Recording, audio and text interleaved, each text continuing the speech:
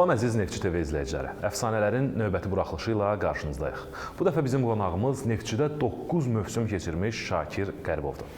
Şakir müəllim, xoş gördük sizi. Sağ olun. Şakir müəllim, elə sizi də 70 illik yubileyiniz münasibəti ilə təbrik edirik Neftçi adından. Çox sağ olun.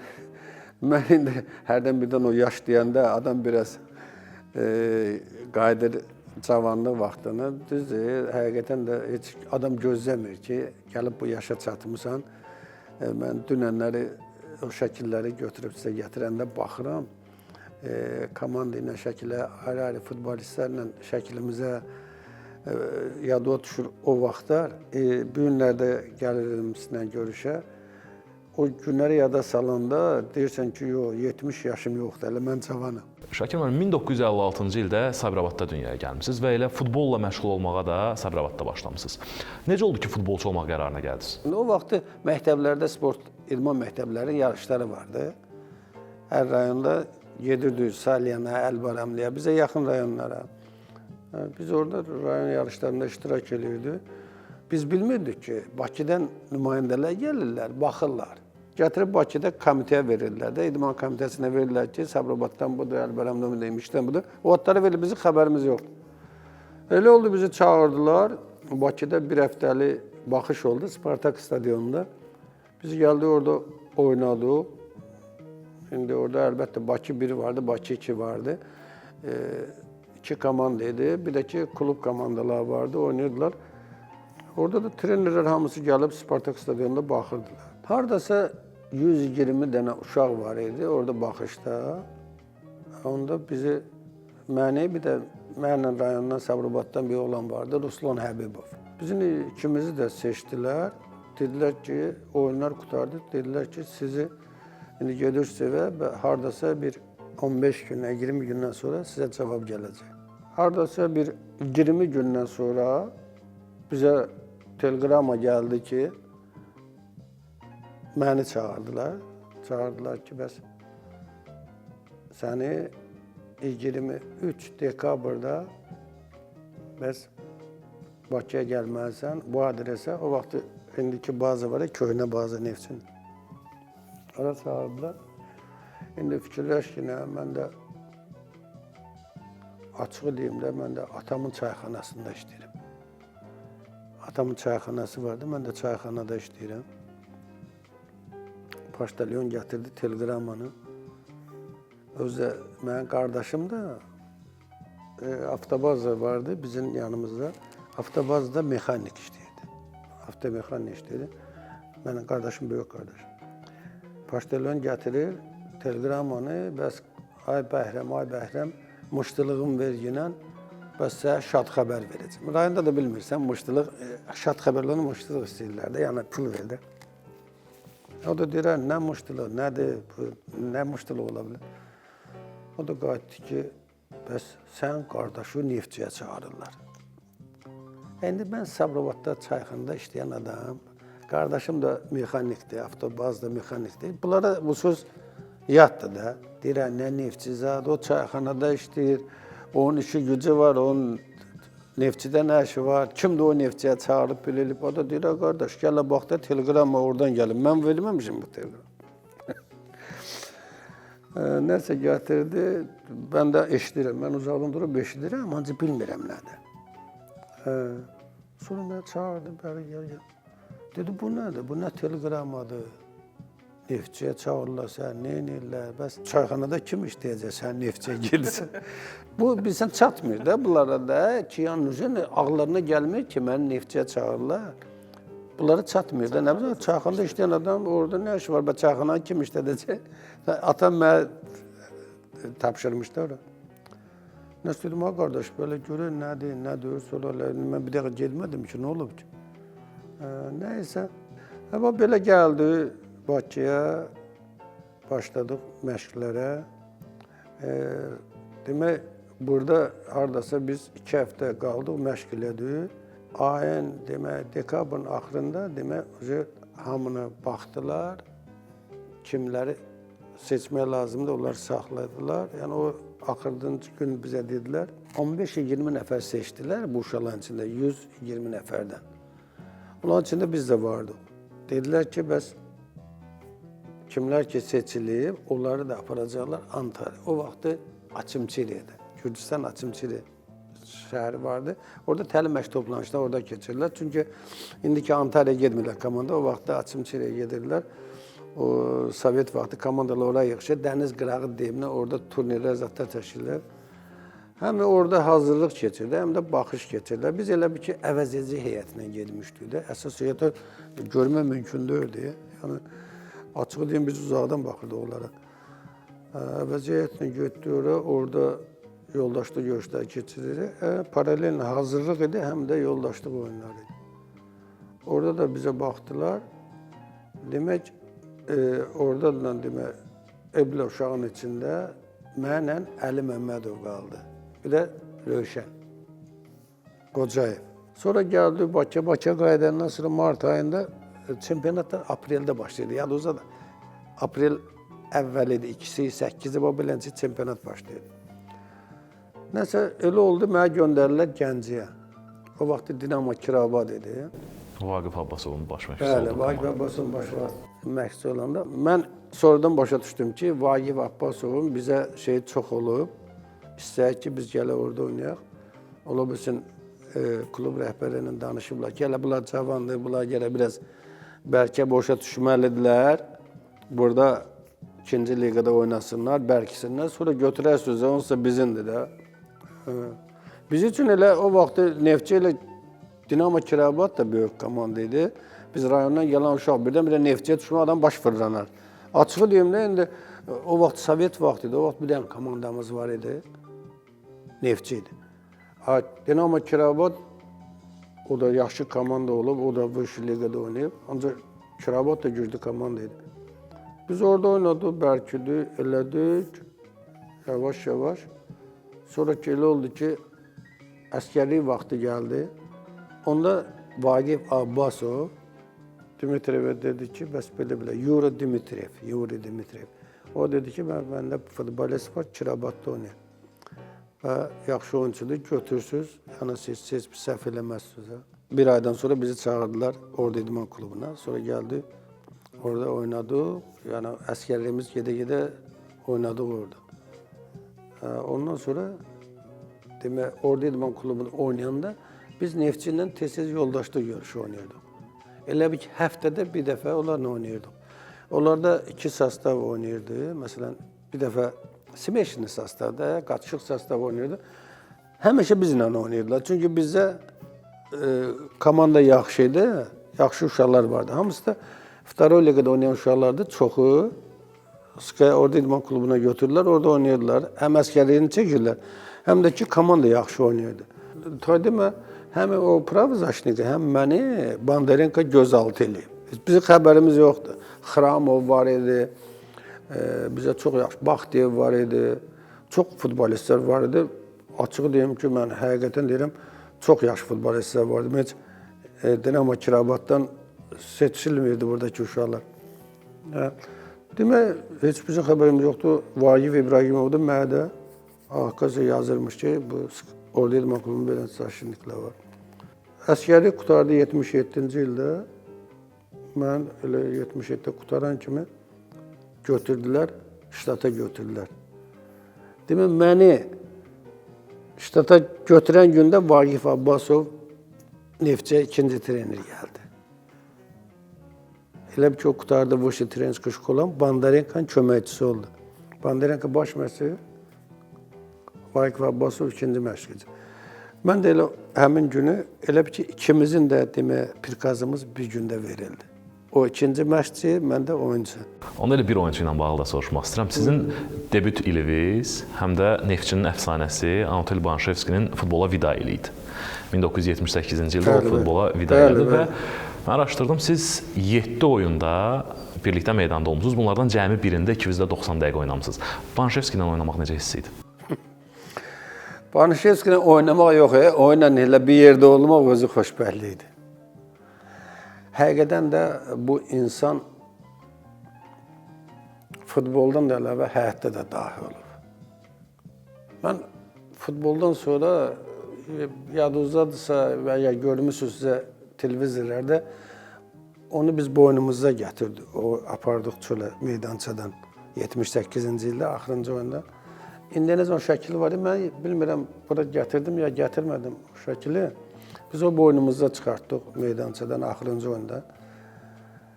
O insan dahi olub, həqiqətən dahi olub. Allah rəhmət eləsin, çox biz tez itirdik o futbolçunu, 51 yaşında itirdik. O həyatda dahi olub da, mən açıq deyim ki, hələ o bizə o vaxtlar Neftçidə də sonra qaldı, trener işlədi. O xəssiyyətcən, naçalnik komanda işləyə bilərdi, komandanın rəisi, rəhbərçisi işləyə bilərdi, ancaq məşqçi kimi işləyənməzdi, çünki ona meyli yox idi. O sevmiyordu o sənət. O xoş deyirdi ki,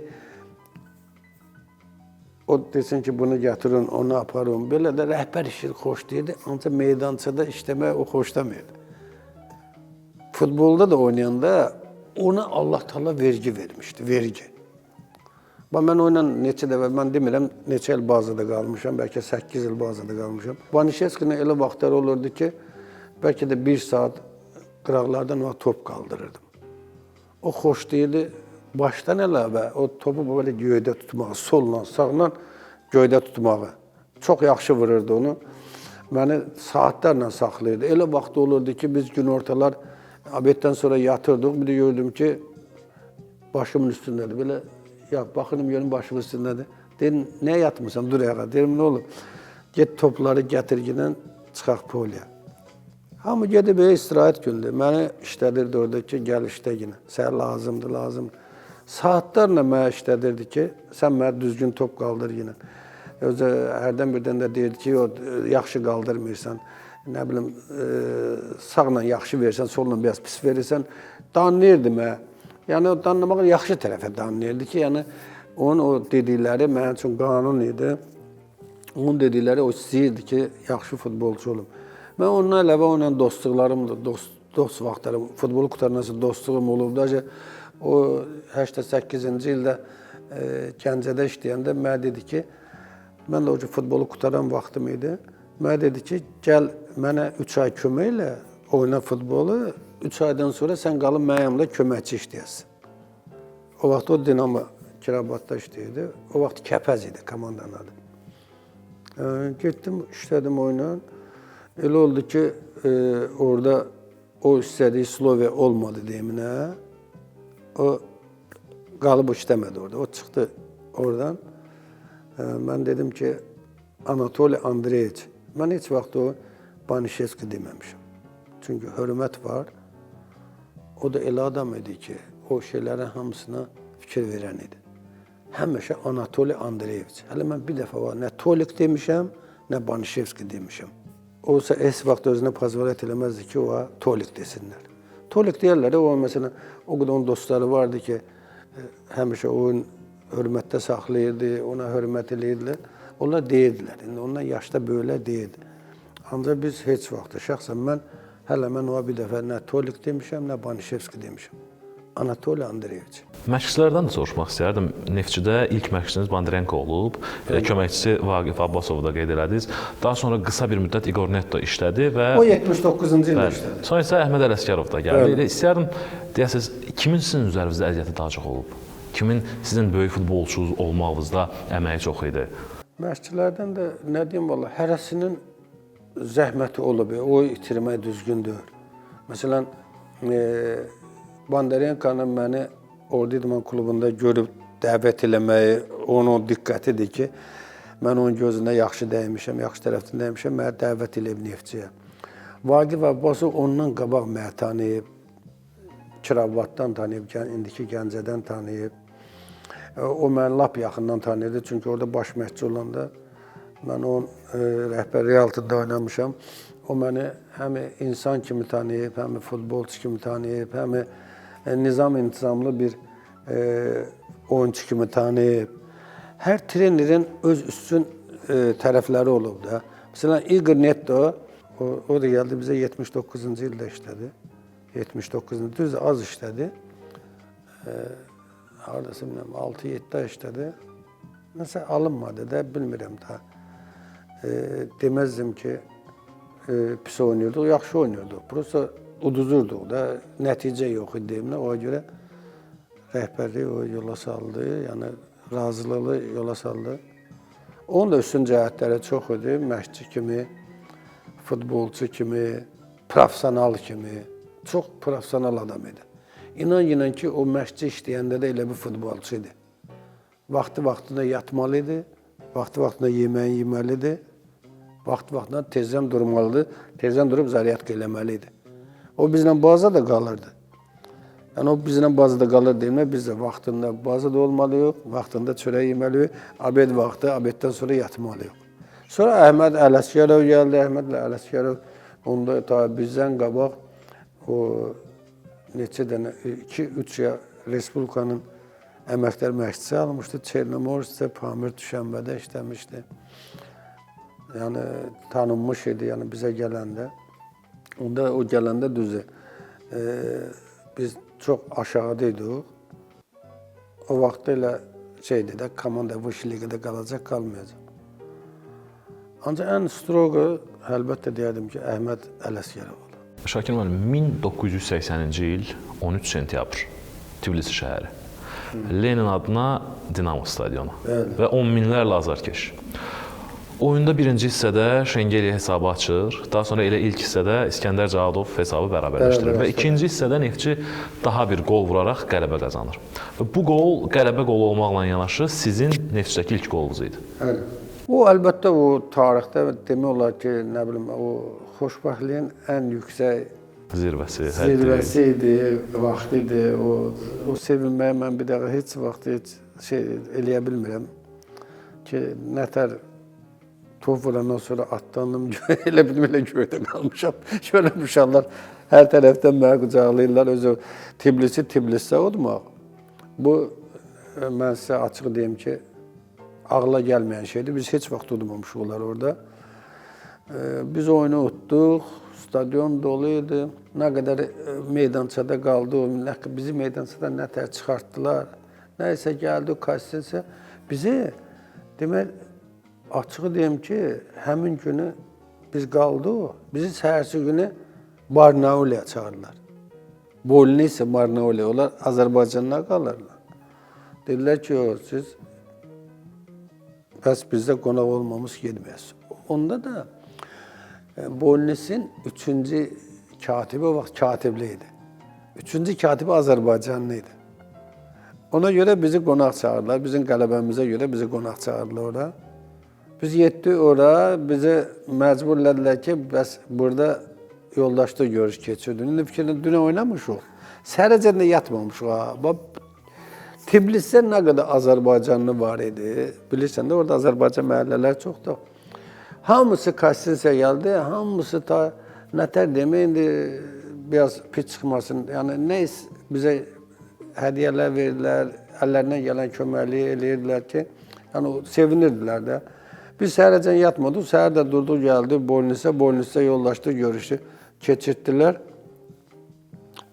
Biz orada oynadık, onlar bizi utdular 2-1. Həqiqətən 2-1 utdular. Yorğun, halımız yoxdur, səhərəcən yatmamışıq indi. İstirahət də eləməmişik, özü Tbilisdə oyunu udmaq, Eblə Azarkeşin qabağında. Bolnisdə də stadion dolu idi, orada da adam dolu idi. Yəni adam çox idi. Ancaq onlar bizi utdular, həqiqətən utdular. Tabii yorğun idi o halda dördüydü. Onlar udmaq lap yaxşı oldu. Biraz da bizim üçün motivasiya oldu. Biraz da biz özümüzü yığışdırdıq ki, hala yuxarıdan getməyin ha. Udmuşsunuz, yaxşı eləmişsiniz. Bizə çox orada yaxşı hörmət oldu. Yüksək səviyyədə hörmət oldu. Bizi çox yaxşı qarşıladılar. İnan ki, biz avtobusdan gəldik stadiona, hər birimizi bax əllərin içində apardılar razvodka. O qədər tamaşaçı var idi ki, bizi bu əllərin içində apardılar, gətirdilər razvodka qoydular ki, siz əziyyət çəkməyin, yeriməyin, bax sizi əlimizin içində gətirir. Yəni o vaxtlar həqiqətən mən deyim ki, Neftçi komandasına dəstək çox idi. Bax o stadionda adam olmayanda, futbolçuda o qədər də əhval-ruhiyyə olmayır. 1982-ci ildə Neftçi Spartak Moskva oyunu, Neftçi həmin dönəm Dördüncü olanda. bəli, çətin vəziyyətdədir və rəqib də güclüdür. 2 dəfə hesabda geri düşürük, amma sonda 4-3 hesabı ilə qələbə qazanırıq və Neftçinin ikinci qolunun da müəllifi siz olursunuz. Hətta həmin oyundan sonra Ulu Öndər Heydər Əliyevlə görüş də keçirilir. O oyunu necə xatırlayırsınız? O oyunun qəhrəmanı Səməd Aşıqlarov oldu. Səməd 2 qolu vurdu, özə nə cür nə qollar vurdu. İndi o Dasayevdən də bilirsiniz o vaxtı bizdən qabaq o bir top buraxardı. Hansı komandı bir top, 2 top buraxanda Dasayev üçün pozor idi. Yəni o elə bir ki Dasayev dördü. Biz 4 dənə top vurduq. Səməd Aşıqlarov oyunun nətər ilə qəhrəmanı oldu. Çox yaxşı oynadı. Biz oyunu utduq. Hərçənd oyun çox yaxşı getdi. Bilmirəm, yaduza deyirsə. O oyunu elə bir ki, ayın ən yaxşı oyunu saydılar. Ən çox gol, 7 gol mümkündür. Özü Spartaka 4 dənə gol, Spartaka 2 dənə gol vuran yox idi. Biz 4 dənə vurduq.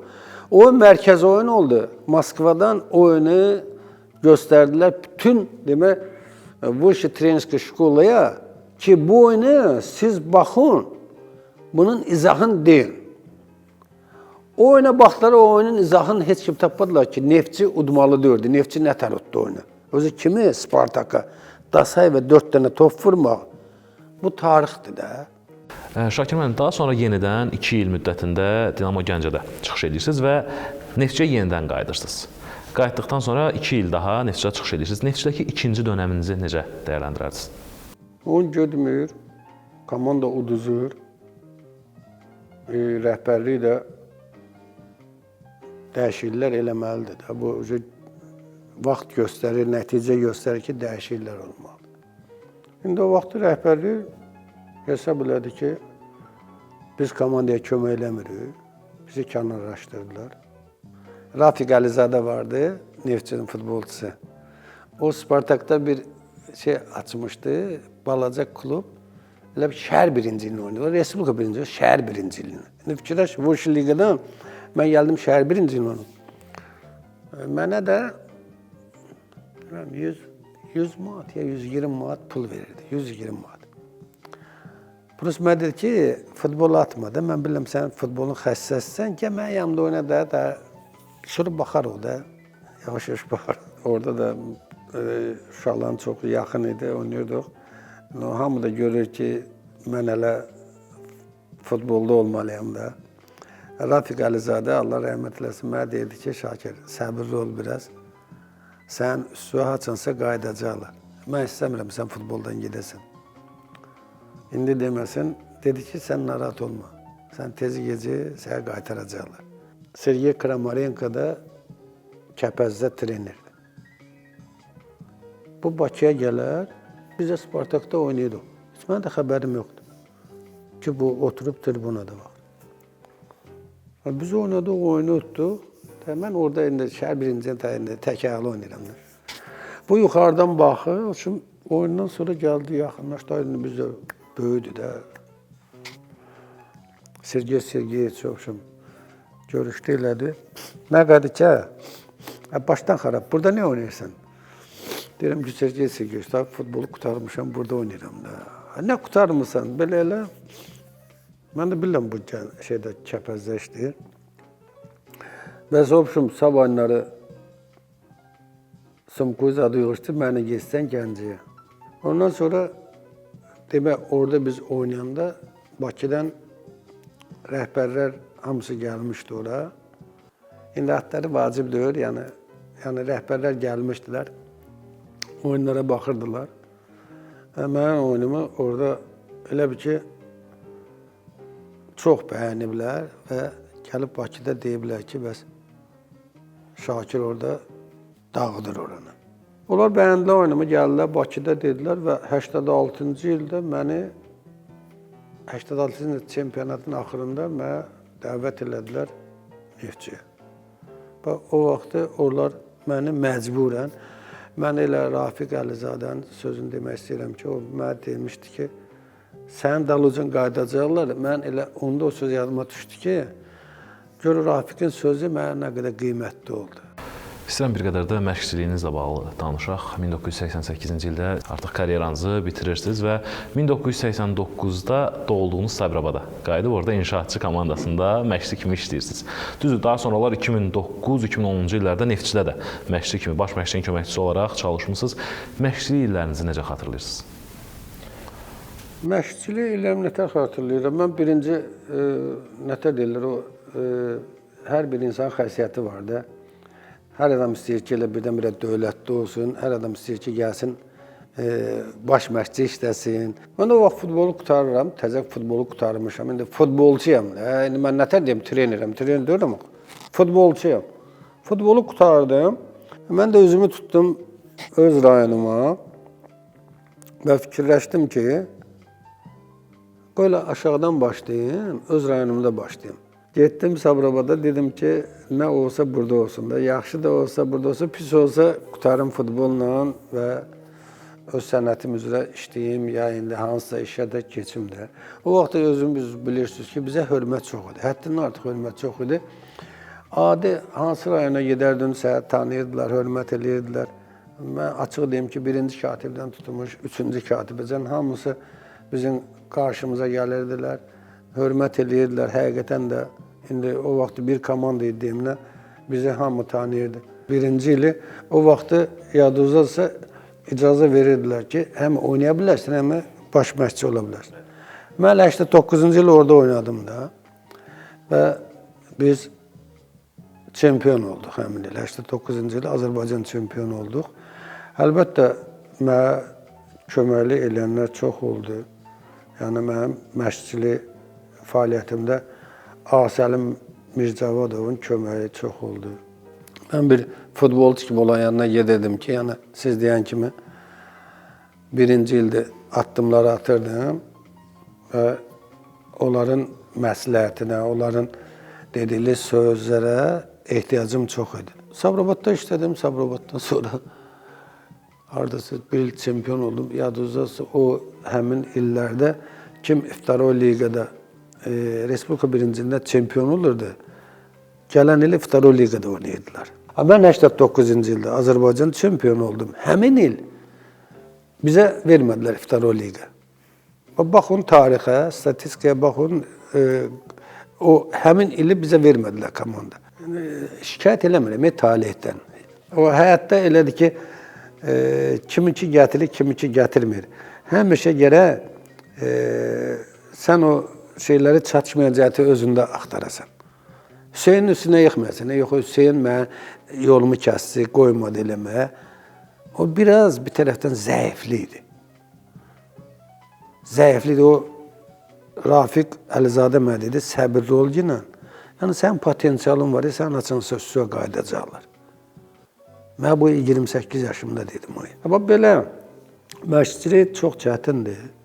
Düzdür, şərəflidir, hörmətlidir. Həmçə o birisi tərəfdən də çox çətindir. Hər adam məşqçi işləyənməz. Ötən buraxılışlardan birində qonağımız Əskər Abdullayev idi və ondan Neftçi tarixinin ən yaxşı müdafiəçilərinin sıralamasını istədik. Və Abdullayevin seçimində birinci yerə siz çıxdınız. Sizi Neftçi tarixinin ən yaxşı müdafiəçisi adlandırdı. Bu məsələyə münasibətiniz var? O, mən çox istəyir. Həm də biz qonşu olmuşuq. Həqiqətən də sağ olsun Əskər. Əlbəttə, o mənim tərəfdən yaxşı qarşılandı, ancaq başqa oyunçular tərəfdən elə qarşılanmazdı, yaxşı qarşılanmazdı. Çünki məndən də güclü futbolçular olub, mən bəyaları adlarının hamısını qeyd elədim. Mən onlara da, nətər deyirlər, bugün də səcdə eləyirəm o futbolçulara ki, yaxşı ki, onlar olub ki, biz onlardan nəsə öyrənmişik. Biz onların sayəsində futbolçu olmuşuq, onlardan da nəsə öyrənmişik, uğurlamışıq. Heç kim deyəməz ki, mən elə, düz ya, Allah Teala o kiməsə vergi verir, Messi'yə Allah vergisidir də, o mümkündür. Maradona Allah vergisidir. Onda olan dribling, onlarda olan dribling heç kimdə olmuyor. O driblinglə də bütün dünya tanıtırdılar özləri. Biz də nə deyim, indi Əskər deyib, sağ olsun, mən minnətdaram o. Biz həmişə yaxın oynamışıq da, o ortada oynayım, mən sağda oynamışam, ya ortada oynayım, mən solda oynamışam. O onun fikridir, sağ olsun onun mənə qarşı olan fikrinə görə. Son olaraq, Şakir Qəribov üçün Neftçi nədir? Əlbəttə, Neftçi Azərbaycanın xalq komandasıdır. Azərbaycanın keçmişi idi, gələcəyidir, bu günüdür və mənə elə gəlir ki, bundan sonra da elə olacaq. Neftçi bizim həyatımızdır, özümüzdür, canımızdır, gələcəyimizdir. İndi mən olmayacaq, cavanların olacaq, başqa uşaqlar, gələn nəslin olacaq. Mən arzu edirəm ki, Neftçi həmişə zirvədə olsun. Biz də həmişə kənardan da olsa, biz kənardan ola bilməzik. Kənardan indi biz indi stadionda durup başqa yerdir. Ancaq ürəklə axı Neftçi ilə. O şey deyirəm ki, yəni biz həmişə Neftçi ilə. Şakir müəllim, çox sağ olun. Gəldiniz, vaxtınızı ayırdınız. Bir daha 70 illik yubileyiniz münasibətilə təbrik edirəm. Siz də sağ olun. Mənə həqiqətən də bu şəraiti yaratdınız ki, mən də çoxdan da o içəridə olan sözləri dedim və mənə oynayan oyunçuların barəsində də danışdım. Onların hamısına həqiqətən də böyük hörmətim var. Mən heç vaxt deyəmərəm ki, mən özüm futbolçu olmuşam. Mən heç kimdən heç zad öyrənməmişəm, yalan söhbət. Mən onlardan çox şey öyrənmişəm, onların sayəsində də gəlib bu cürə futbolçu olmuşuq, məşqçi olmuşuq. Yəni, indi hal-hazırda ki, işləyirik, yaşayırıq. Əlbəttə, o insanların da zəhməti böyüdür.